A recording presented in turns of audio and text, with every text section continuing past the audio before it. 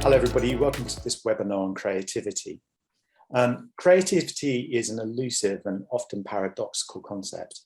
For instance, it can be thought of as divergent, out-of-the-box thinking, but also a convergent process in which ideas are synthesized. Defined by many in terms of geniuses such as Einstein, Newton, or Leonardo da Vinci, you might assume a direct correlation with IQ, but research suggests there's no relationship once a slightly above average IQ is reached. With the emergence of brain scanning and imaging techniques, there have been attempts to define creativity in terms of neurological activity of individuals. But at the same time, there's been a move away from defining creativity as something that belongs to an individual, rather defining it in terms of a distributed and negotiated concept involving groups of people working within specific contexts.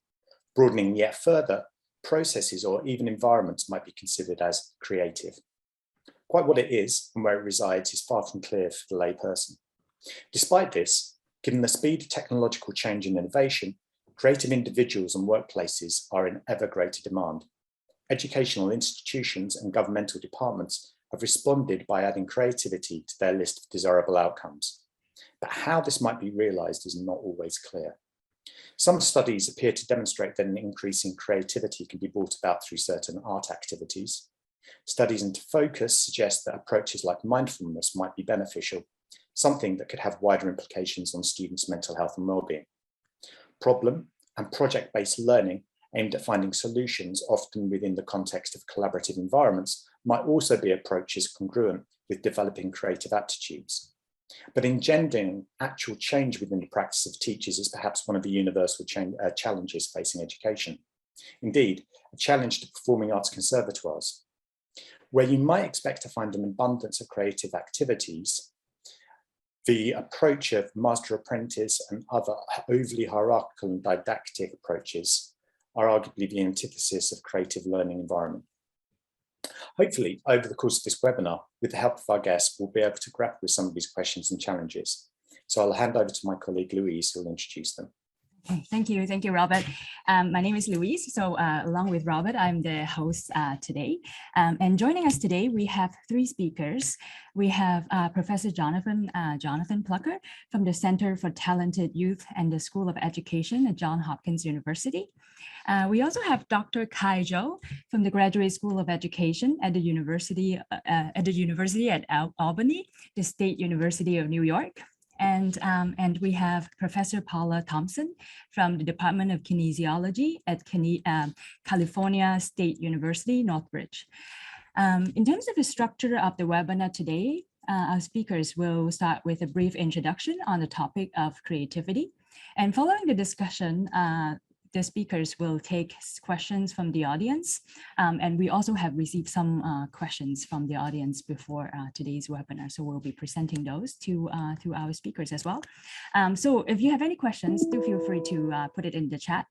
So without further delay, we're going to start with our first speaker, and I'm going to pass the mic to Professor Jonathan Plucker. Thank you, Louise. Thank you, Robert. Good morning, everyone. My Cantonese is even worse than my Mandarin, so you're stuck with English today with me. Sorry. It's great to be here talking about probably my favorite topic to talk about, human creativity. How do we help people understand creativity better? And then how do we help foster it, grow it in individuals, students, adults, and then also in larger groups too. And most of my work has really focused on most of my scholarly work has focused on studying on how we can help students become more creative at sort of the K-12 level.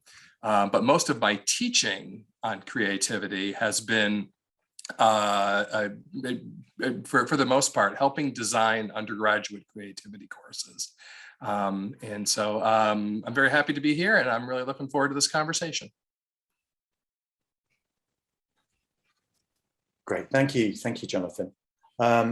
Next speaker is Kai Zhou from the Graduate School of Education. So Kai, if you'd like to say a little bit, introduce yourself. Sure. Thanks, Robert. So my name is Kai Zhou. I'm the Assistant Director of Assessment and Advanced Professor at at the Graduate School of Education in the Albany. And I'm also the co-founder of an organization called Cultivation. It seeks to help students identify some opportunities and develop some soft skills within creativity from a variety of action curriculum activities. So I have about 10 years experience in education assessments. And most of my work involves K-12 as well as higher education. And I used to serve on the global monitoring report team at the UNESCO in Paris and provided a background paper on soft skills assessments. Because I received my bachelor degree in cognitive psychology and my PhD in educational policy. So I'm very interested in combining the two fields together and applying the cognitive psychology research to the educational assessment practices. And I'm very happy that I'm honored to be invited to this program with Dr. Thompson and Dr. Plucker.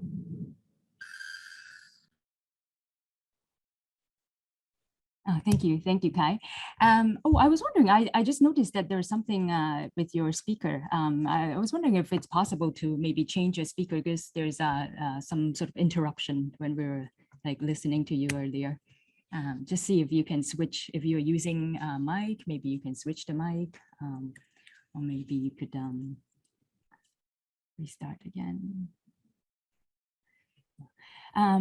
Yeah, but without delay, I think we're just going to go to the introduction for our third speaker, Professor Paula Thomson. Paula. Thank you very much, Louise and Robert, and it's a real honor to be with Dr. Plucker and Dr. Zhou. So thank you for that. My background is perhaps atypical in academia. I started and continue to work as a performing artist. I was a professional dancer. I continue to choreograph. I run the dance program at Cal State University, Northridge. I was at York University in Toronto, Canada. I worked with the Conservatory for Actor Training, and I also worked at the Canadian Opera Company with opera singers. I'm married to my husband, Maurice Godin, who is an actor and a director. He's worked in Los Angeles, in Canada, on Broadway. So I've been with performing artists from the get-go. And my journey was as a performing artist. And after a lot of knee surgeries, my surgeon said, find another career. I didn't change it, I just added. So I became a clinical psychologist because I had a therapist who helped me greatly with my creative expression. And so I got very interested in the clinical psychological aspect, and in particular, complex trauma and attachment. And when I was studying to be a clinical psychologist, I was really grumpy about all the research I was reading about performing artists who were either bipolar or schizophrenic or just mentally disturbed. And that wasn't my lived experience. My lived experience is that a lot of performing artists had a lot of childhood adversity that they had overcome and that they were incredibly resilient. And so my work today is researching on the risk and protective factors and how those interface with creativity. And what we're finding is really fascinating is the performing artists truly value the creative process. And those that have had more adversity value it even more. The talent, because I've been working in a field where talent is identified relatively early, and then that skill development becomes part of expressing the talent.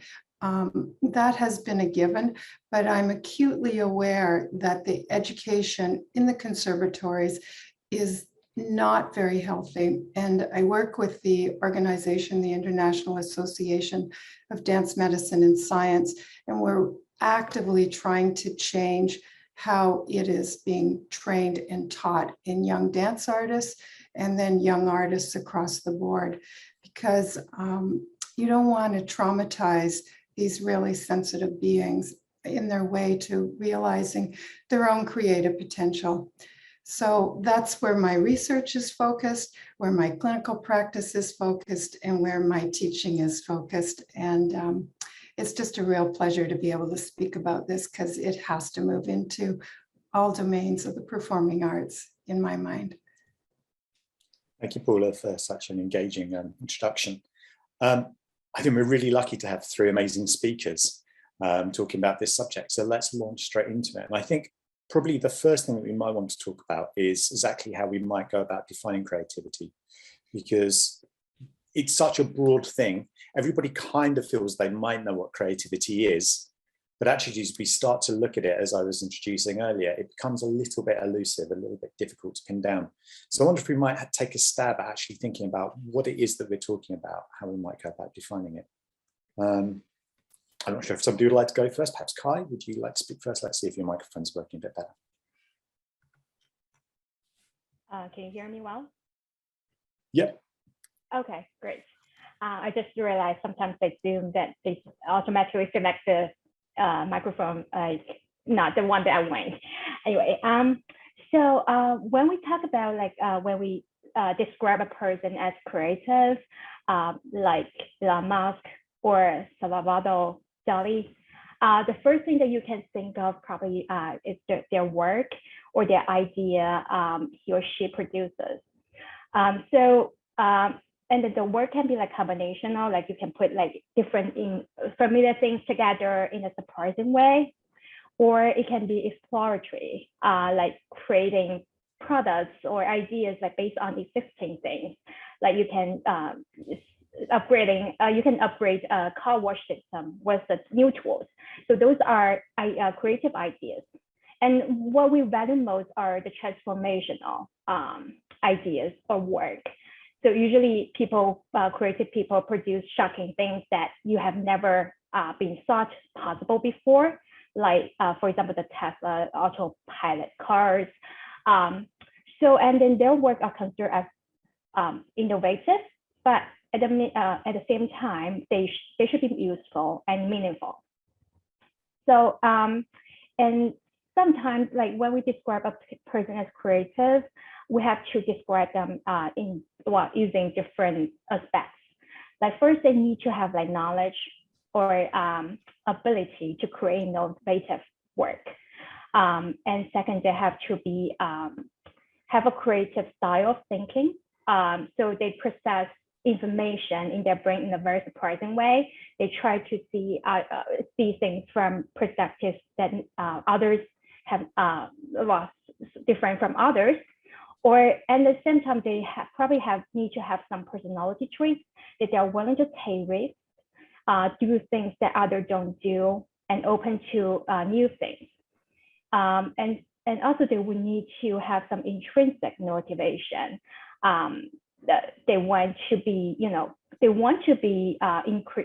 to be different and to be creative.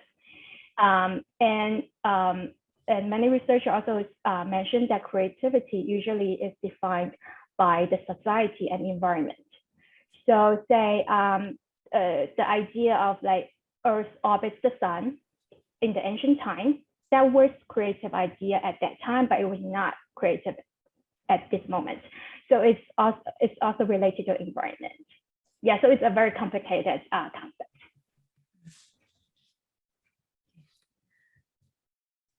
Jonathan, I don't know if you want to chip in at this point and perhaps start to open this up slightly more broadly.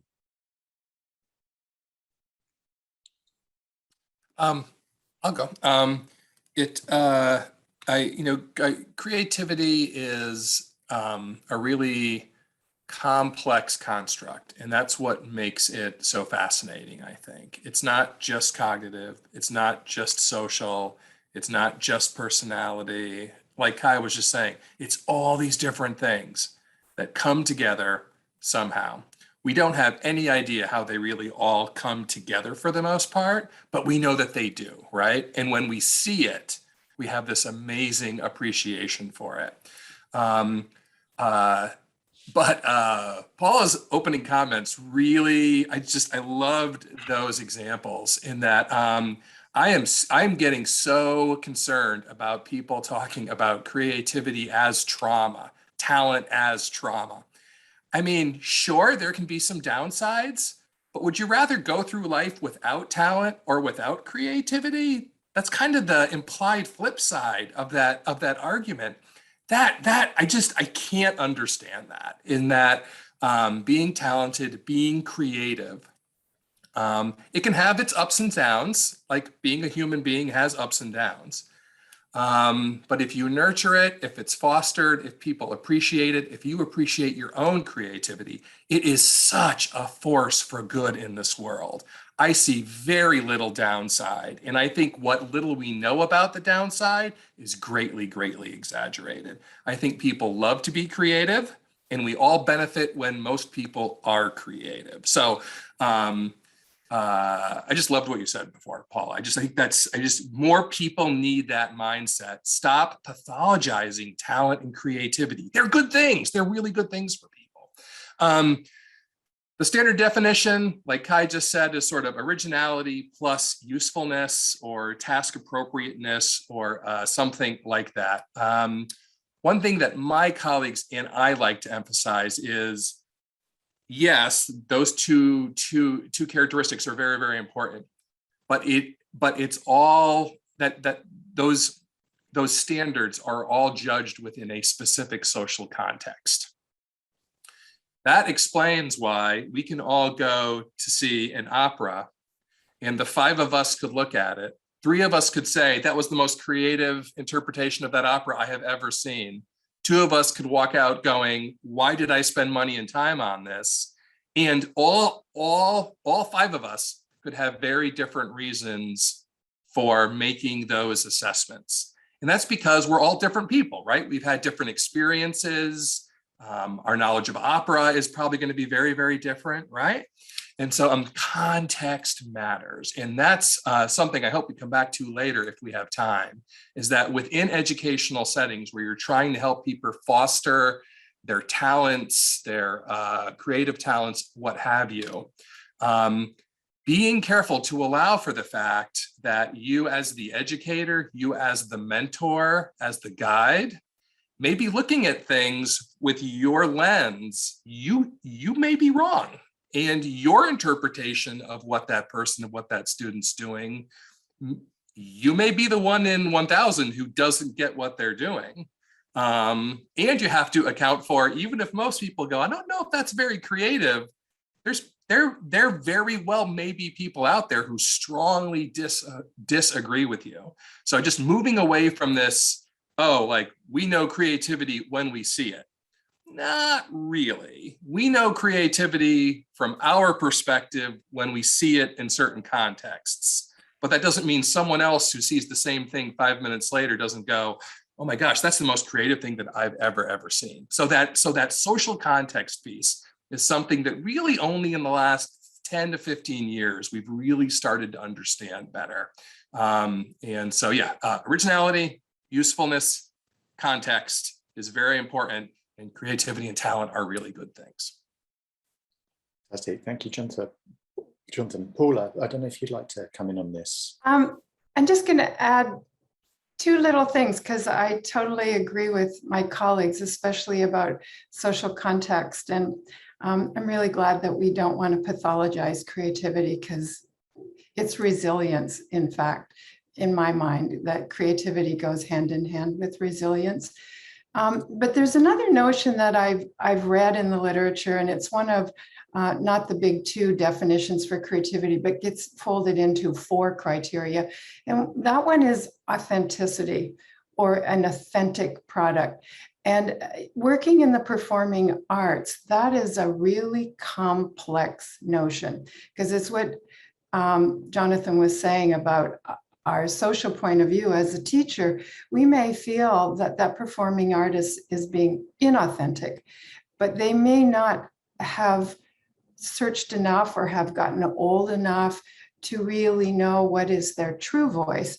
And it's helping that performing artist hone in and reflect and be curious. Curious is the huge thing, not shamed, but exploring what is my voice? What is my authentic need? What am I picking up in this distributed creativity in the performing arts? What am I picking up from another artist, from another actor, from the costume I'm wearing?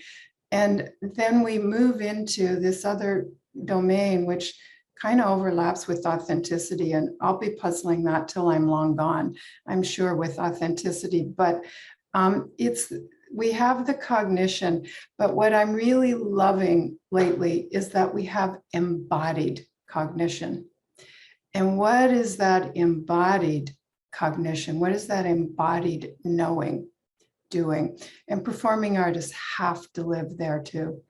That body is hugely essential. So we can have all these fine ideas, but then you have to drop down into the body to see what it's doing and what it's doing in relation to others. And I gotta say, the pandemic has wreaked havoc on that element, because spatial awareness, social cueing, all the subtle nonverbal nuances that we were really quick to pick up on are being challenged. And we have a lot of, in our training program, there are many performing artists who are on the spectrum. And so wearing masks and stuff, they're really having a hard time understanding that social cueing, which informs our creative responses. So this distributed creativity is going through a challenge right now. And then all the shows keep closing because we have spikes. So then they have no money if they're working. So yeah. So authenticity and embodied cognition, I wanted to add. So would I be right in thinking we're moving beyond this idea of necessarily creativity sitting within an individual? It seems that we're moving, it is something that's an individual trait perhaps, but it's something more than that. There's this collective, this social, all of these other things coming together. It's really, which I find fascinating, particularly, Kai, I know you've written about this in terms of the way that science is starting to look inside the brain and look at individuals. And so we really seem to have these parallel sets of research happening almost at the moment. One set thinking about this is a distributed idea as something which is collective, and another thing thinking about it in terms of actually if your brain's doing a particular thing, you're being creative. And if it's not, perhaps you're not being, or you're not so effective in being creative. Is that be a way of thinking about this? I think from the neuroscience perspective, like the creative is a dual process. So it involves like retrieving information from the long-term memory, like Paula said, like the environment, pandemic, all kinds of elements. They are in your memory, and then the artists retrieve those information. That's one part, and the other part is they have to pick information that they think are different or unique and combine them together. So those are the dual process that creativity activities usually involve. And in terms of like the culture context, kind of like from different people's perspectives, define the creativity itself. So it's kind of like two different things. So one is that biological, what happens, and the other part is whether we define that work or whether that behaviors or things are creative or not. Yeah. So if we're looking beyond, I guess if we're looking beyond an individual, looking beyond, because if we're talking about neurology, then we're studying the brain of an individual person, right? So, and then on the other hand, if we're looking at, can we say a bit more about then distributed creativity that you know, Paula, you were talking about earlier? What does it mean by collective creativity, and how do you cultivate it, and what kind of, or maybe just define it first, like what is distributed creativity?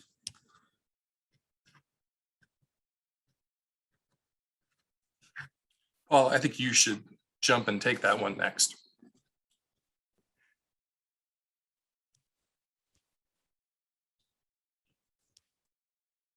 Paula? Oh, I'm taking it? I thought, oh, okay.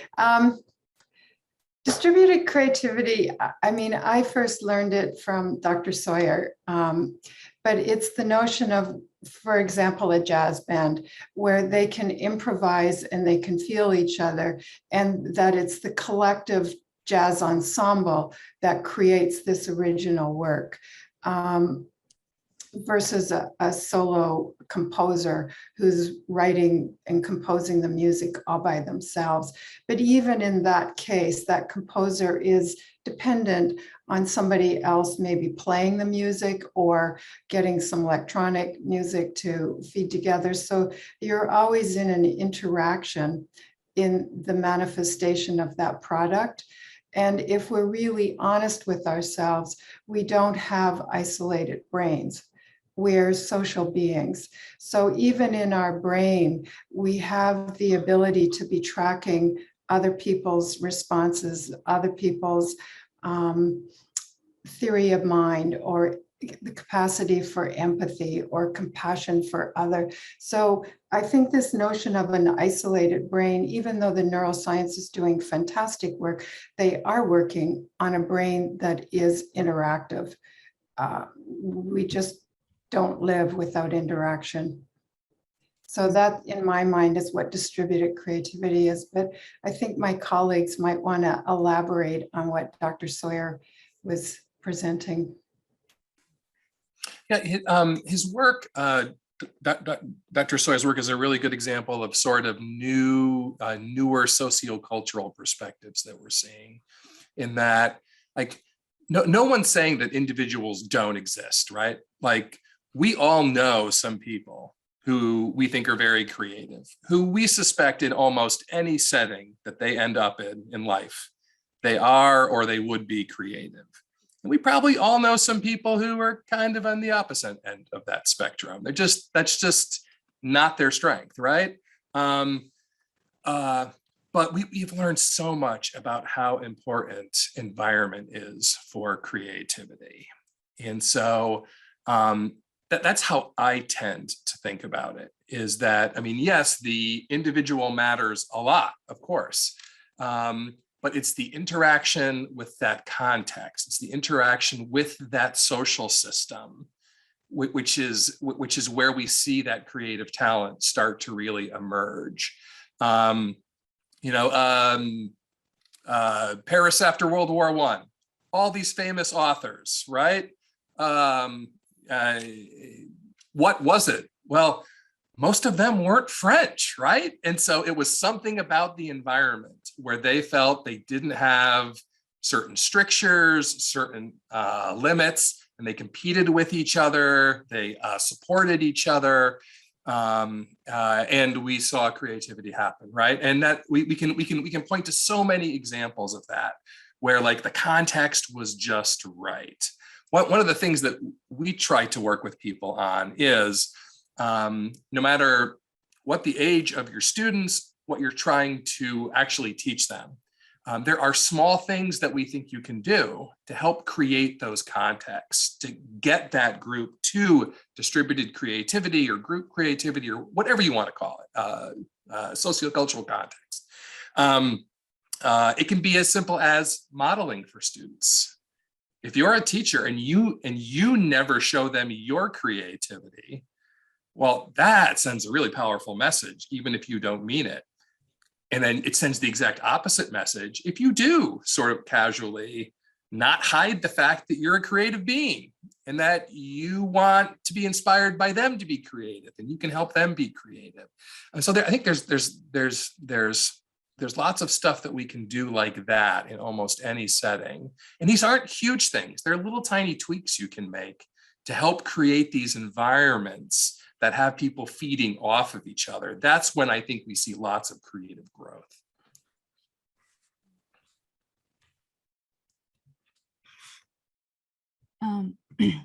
And creativity, is it We have a question here as well, whether creativity is a general or is it a specific trait? If I'm creative in one area, in maybe one performing arts area, is it transferable to other performing arts? And if I'm creative in performing arts area, is it transferable to other areas as well? And what's your take on this one? Maybe Kai, would you like to answer this question? For sure. So based on my review of the research, so if you are only looking at the creativity in the way of thinking biologically, then it's just like many other higher order functions. It involves the whole brain, and there's no particular area in the brain that linked to creativity, and it's also involves common process, the processes attention navigation or integration of complex information or search memory, all kinds of stuff. So so even though we found that creative persons and non-creative persons, they do have some brain structures differences, but those creativity process, cognitive process are actually very common, and it's all about the whole brain. So so I think that's that means that it tells us that creativity is more like cognitive processing. It's more generic characteristics, and but as we discussed earlier, it's all about context and all about ability and knowledge. So even though a person can be innovative in one unique area, he or she may not have enough knowledge or ability to apply those creativity in another area. Mm-hmm. So, yeah, so you're more inclined to say that creativity is a specific, is more context specific. So even though for creative individuals, you might be able to identify brain differences, in all their brain, they look creative, but it doesn't mean that it's necessary that it can be transferable to other contexts. I think the cognitive process can be transferable, but in terms of the outcome, it may not be able to generalize to other areas. Okay. I had a marine biogeochemistry professor in my last year of college, and one day he told us a story about how he wasn't a marine biogeochemist. When he was in grad school, he was just a biogeochemist. And he was studying problems in other fields related to chemistry. And he came across this problem in ocean science. And he typed out a 3-page letter, and he sent it to the world's most famous marine biogeochemist and said, I think I may have figured this problem out. What do you think? And this was 30, 40 years after this happened. My professor was still furious because he got a 12-page handwritten letter back from this famous marine biogeochemist, not commenting on his idea, which turned out to be right, by the way. It was criticizing the fact that he actually thought he could step over the line into a slightly different field and make a creative contribution. And he spent a half an hour telling us this unbelievable story. He was so passionate about it. And I sat there going, this is amazing. But then he finished the story by saying, well, of course you could never do that today because we're just too specialized. And I said, wait, you just ruined the whole message of your story, which is that those lines are very permeable. And here he is 30 years later and is like, well, you guys could never do that though. And I thought, ooh, you just totally contradicted yourself. And I remember through the early 80s, everyone was like, creativity is general, intelligence is general, right? And then as we got into the 90s, the pendulum swung in the exact opposite direction for most of these sort of cognitive or cognitive adjacent constructs. And it was, no. everything is not only domain specific, it's task specific, which also felt like going way too far, right? I think most people now, just like Kai said, are kind of in the middle. You know, context matters. There are some general traits. There are some very content specific traits.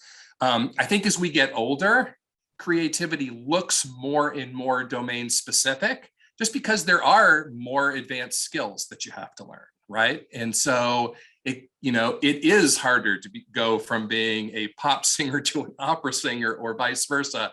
Just different strategies, different training, different sort of life experiences that you need to get there. So even if it is purely general, it's going to look domain specific as you develop, which I think is something that can often really, really confuse people. I think there's one thing we haven't really talked about yet that's really important.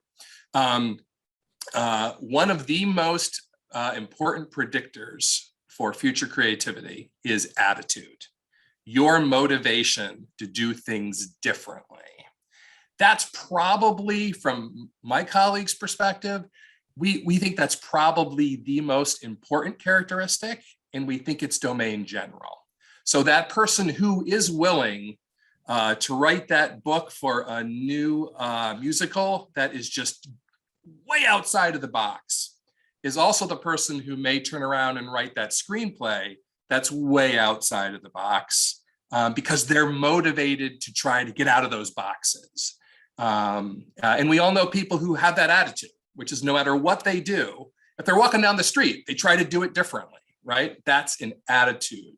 And we also know people who like to play it very safe and sort of innovate in incremental ways within those margins. That's a very different attitude toward creativity. So attitude, I think, is a pretty important domain general characteristic.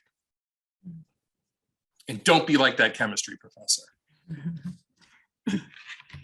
And Paula, how about you? Because you have you have a sort of a second career, right? From dance to clinical psychology. So do you think your and I believe a lot of dancers also have a second and third career too. So do you think that your creativity sort of get transferred to another context?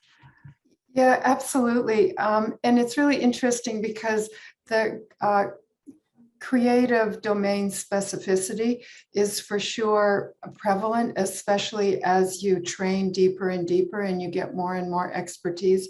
I change my thinking often, but I'm starting to feel like Kai and Jonathan said, we're sort of sliding around, so it's not a tight binary thing, that the creative processing is domain general and that you can actually enhance and train that, but the talent specific needs to be identified relatively early and trained in the performing arts. And when that talent is identified, and the disadvantaged kids often suffer greatly because they're not identified soon enough.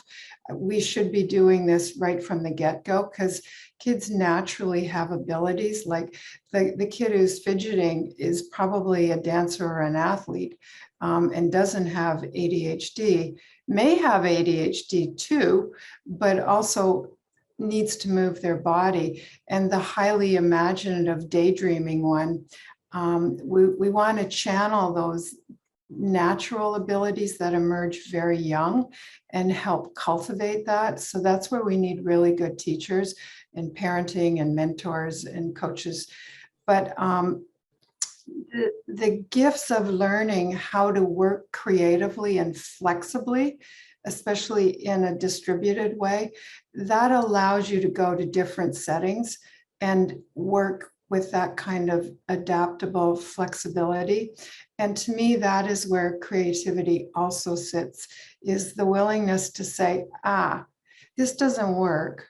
So what other way might work? So you're trying to find new angles all the time. And that attitude of wanting to be different, what's really interesting with exquisite, I'll use musicians, like let's say a pianist is they start to get fascinated in the variance of how much silence before you hit the note. Like it can go into the minute, where they're totally engrossed in where's the silence versus the sound. So are they slightly philosophical musicians? Maybe, I don't know. But it's not just doing something overtly different. It can be in its most minute as well. So I kind of differentiate talent from the general way of making creativity amplified. And I know I've had many athletes being sent to my choreography classes because we'll do improv, and they become better athletes because they become better improv. They know how to play in the moment instead of just do what the coach told them to do. So it's that flexibility that gives you more of a creative edge in my mind, if you've got creative sensibilities. There's certainly people who may not. Get into this a little bit more, because I'm really interested in this notion of the cultivation of creativity. So what is it? What are the activities we should be doing, or we could be doing with our students to make them more creative, or with groups of students, even if it's not individual students? So there's a few things that I've got on the list here, so I'll send them out and we can discuss them. One is the role of boredom. I think we're not bored in the way that we were when I was a child, at least. And when I got into music, which is my route into art, actually a lot of that came about because I was bored and there was a piano there. And that's how I started writing music. And I wonder how important boredom is. Then the things like mindfulness, role of that, perhaps even exercise, and then perhaps like this idea of flow, and if we can get groups to get into flow. So there's a few ideas there perhaps to kind of kick around in terms of things, but there might be other things that you would have on your list as well. I would, that's a really good list. I mean, I would also add that, again, environment and context, right? You have to provide opportunities for people to be creative. So whether you're a classroom teacher or you're teaching dance or you're teaching a screenwriter, whatever, like you have to give people room to be creative, and they have to realize that it's okay to try. If it doesn't work, you're going to let them try again. It's not fatal, which in K-12 schools, that's not the attitude we normally have, right? It's if you fail, you fail. It's not, okay, take some feedback and try again. It's like providing those contexts, providing space where doing things differently is actually encouraged. It doesn't have to be all the time, but at least some of the time, so that your students over time realize, you know, I've got a different spin on this. Can I try? If they know that they can at least ask that question of you and they're not going to get snapped at, that I think is a huge creativity booster that really, really helps. I do have something to add. I really agree with Professor Jonathan about that. Yeah, in K-12, especially in K-12, teachers should give them like environment or the room for them to be creative. But at the same time, because of the policy, like teachers have like a lot of stress on evaluation, and we all know that creativity assessments are not typically related to standardized testing. So they are not motivated to encourage children to be creative, and also like students themselves or the parents, they don't see the link, then it's really hard to have the motivation on or the attitude to have more creative activities.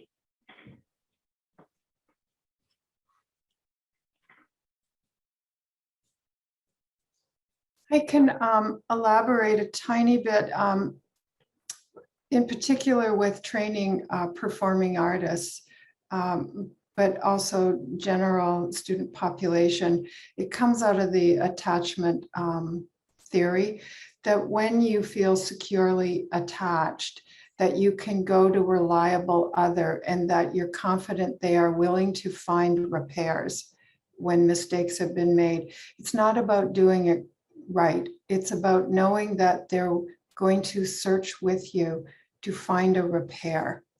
Then the mistakes don't become curses. They become opportunities for repair in that relational field, but it's also with the self. And otherwise, shame is a huge factor and fear that will close that creative exploration. But when you feel like it's secure and safe and that there are opportunities to make repairs or adjust, then your willingness to explore without feeling the shame will be amplified. And my lived experience of training performing artists is when you create that educational environment, the internal judges that torture creative people get quieter, because otherwise they're just carrying all these authority figures and then the critics and everybody else. And it just becomes this very loud noise inside their head, and you can't create with that. You just can't. So that's what then takes out of the attachment into the trauma-informed care. If you have children who are coming from a lot of adversity, they most likely have a lot of noise in their head about getting into trouble or getting hit or emotionally bullied or any numbers of things, and those will not allow you to creatively explore or to feel like there's a reliable other who will help you find repair. So I feel that environment of training is critical to enhance that creative being. I just want to comment on that, Paula. You've mentioned shades of this a couple times now. I think this is such a very important point. If we have disadvantaged students and we want more of those students to be successful, creative, performing artists, you have to go look for talented kids within those populations. I mean, assuming, which I think we would all probably agree with, that talent is universally distributed. We see these inequities when we allow people to nominate themselves or have other people nominate them. We don't universally screen everybody. So if you're looking for talented future dancers, you can't just look at the kids whose parents are willing to pay for private lessons, right? You have to go out and look, because that talent is there. We know it's there, but we for whatever reason, we never go that far. We just assume that the interest isn't there or the resources aren't there, which is kind of us playing God a little bit, right? When it shouldn't be that way. It should be, look, if you have talent, let's go out and give you opportunities and see what happens. We see this in every single country, in every single educational domain, is if talent's everywhere, we have to make the effort to go out and find that creative talent everywhere. And that's when you're going to see low-income students with these amazing talents and gifts. Well, if you don't look for them, they are by definition invisible, right? Even if they're right in front of you, which is what we often find. So Paul's mentioned that a couple times, and I just think that is such an important point for people to think about. I guess it carries even more weight if we think of creativity as being this idea of a social, contextual, distributed idea. Actually, we're preventing people from joining communities, then actually we're preventing their creativity. I guess that might be one way of thinking about this. I mean, and it's not just preventing their creativity, it's preventing what they would contribute to everybody else's creativity. It means that their neighborhood doesn't have that added group creativity.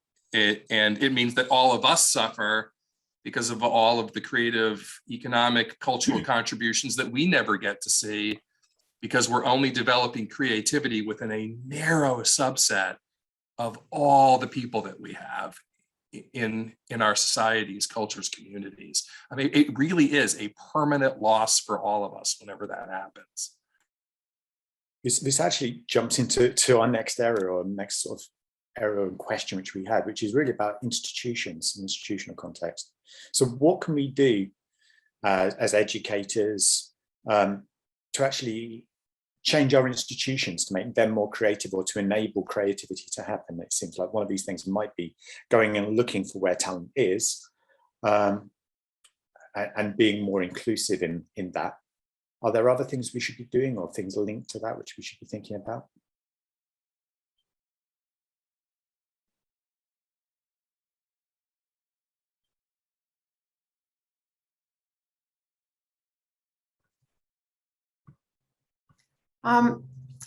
I'll dive in probably ineffectually and most definitely from jaded eyes. What I'm seeing, and I've been in universities and I taught in high school and I've worked with young kids, but what I'm seeing, at least in California or Los Angeles, is there's so much litigious fears and so much standardized testing. And students are, to your point, Robert, bored doing that kind of stuff. They're disengaged, they're demotivated. They look at the climate crisis and they think, why even bother being motivated? I have 14-year-olds, I've never had them in my practice, where they feel like they'll get out of high school and then they could just die because there's no future. Like they've been harshly treated in a pandemic, and this layer upon layer upon layer of bureaucracy is very hard for someone who's creative and who wants to just go and do stuff. So I don't know how you dismantle all that layer of bureaucracy. I just think it's getting deeper.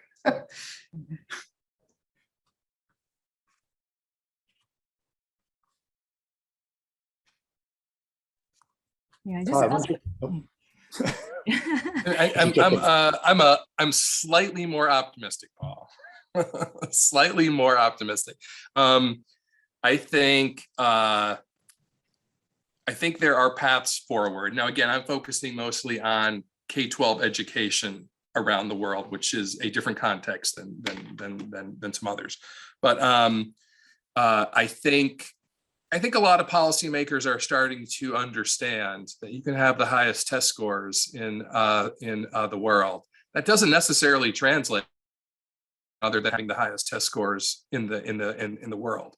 And we know how to do that. Like any country that really wants to boost test scores has boosted test scores.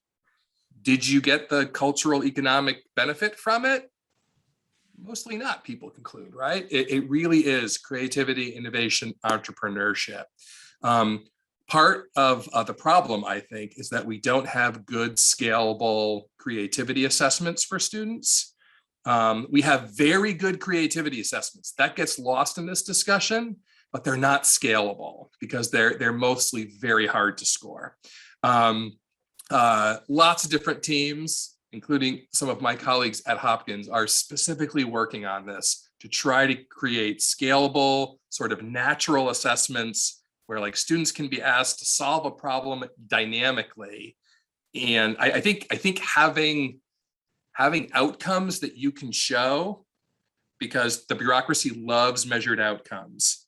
I think that all this technology, all this machine learning power is going to allow us relatively soon, I think, 5 years, maybe, knock on wood, where we can have dynamic assessments that students enjoy participating in, doing creative things, given, say, a standard set of materials, resources. That, for example, we could give to every third grader in the state of California. We could never do that with even our simplest assessments now. It would take a year just to score them, right? So it would be absolutely useless. I think there are things like that. Some are easier than others. The one I just described is much harder, where we can sort of change the incentives for the system that will then, again, give that room to play that we're all trying to create for educators and children and families.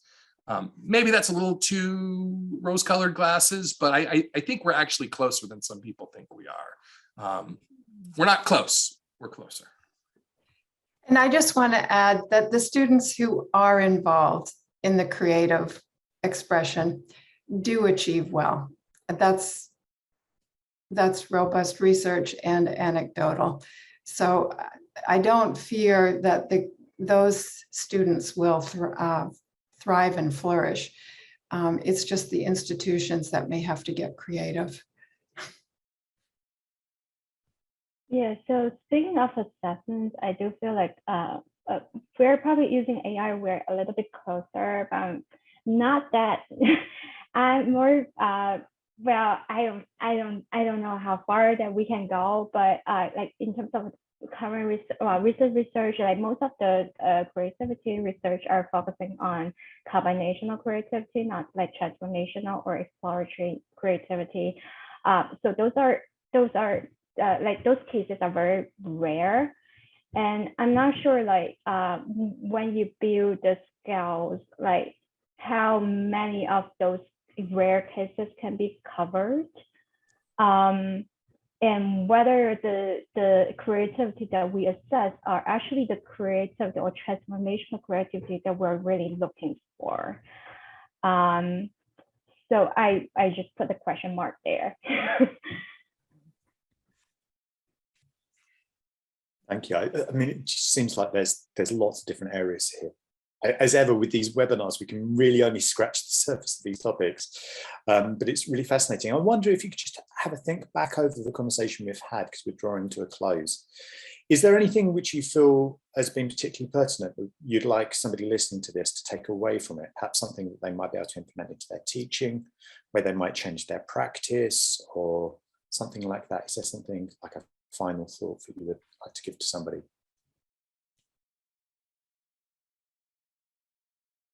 Just one thing comes to mind.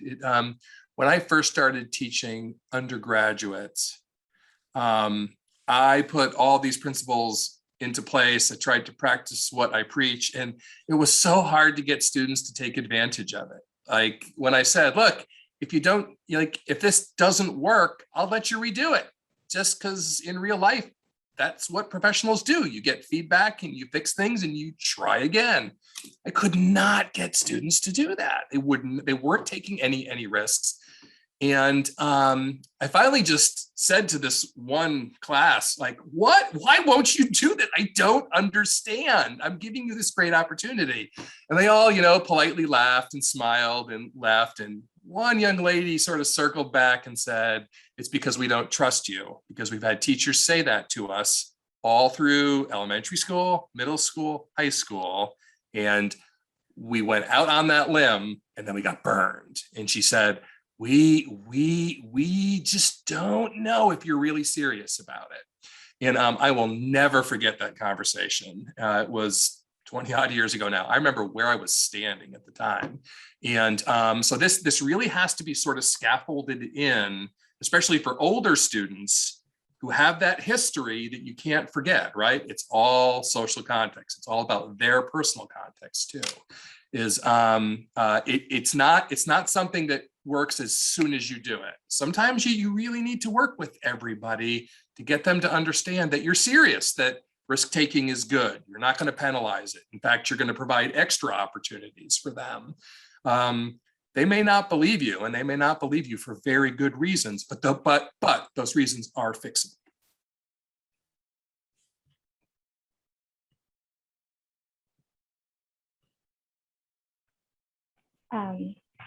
So I teach like graduate level survey research this semester, and I have taught that course for a couple of years. And one thing that in my syllabus, I do include creativity in my grading. But the question that I always get from students are, what do you mean by creativity? If I design a survey research, how can I be creative? So sometimes I do feel like there are, because the culture, like the context perspective in creativity, it's really hard to, grade a person in terms of creativity. And I think that's one of the thing that I've been struggling as a teacher. But I do like the idea that Jonathan mentioned earlier about attitude. I think that can be something that we can grade on. If the students have the attitude of being creative, I think that would be a good thing to give them rewards on. And it's really hard to put that into something succinct, but what I've learned that I'm going to hold very closely is that concept of transformational creativity, and then the scalable assessments and how vital that's going to be to then provide clear evidence at a new institutional level. And then in terms of the essence, I guess, of where I sit is promoting an attitude of the creative process and not the product, because the process can be trained. The product becomes almost irrelevant at a certain point when you're working with process, and to create an environment that's safe enough to take risks while you're exploring the creative process. And that process can cross all domains. Thank you. I think they're really good closing thoughts for us to conclude with. I'd like to say a huge thank you to Kai, Jonathan, and Paula for joining us and having this conversation. Also, a huge thanks to the wider Eduit team who've worked on all the technical and other bits and pieces behind the scenes. So thank you, everybody. And thanks our audience for joining us. The recording of this webinar and the past webinar will be on our website and also on our YouTube channel of the Academy. And our next webinar is going to be in February. So thank you so much and goodbye for now, and stay well and stay safe, and see you next month. Bye-bye.